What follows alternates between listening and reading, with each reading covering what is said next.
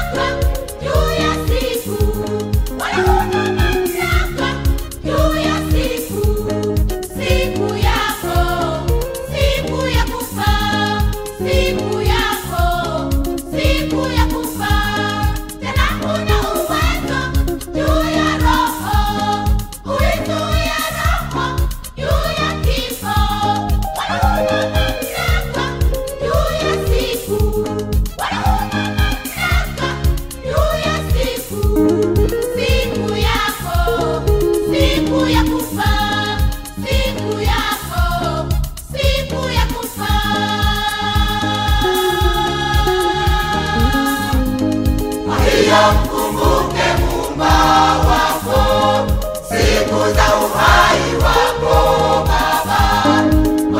Mkumbuke Muumba wako siku za uhai wako Mama. Maana uhai wako mwanadamu ni kama mvuke uonekanao, kwa kitambo kidogo kisha utoweka. Ndivyo yalivyo maisha yako ndugu. Maana uhai wako mwanadamu ni kama mvuke uonekanao, kwa kitambo kidogo kisha utoweka.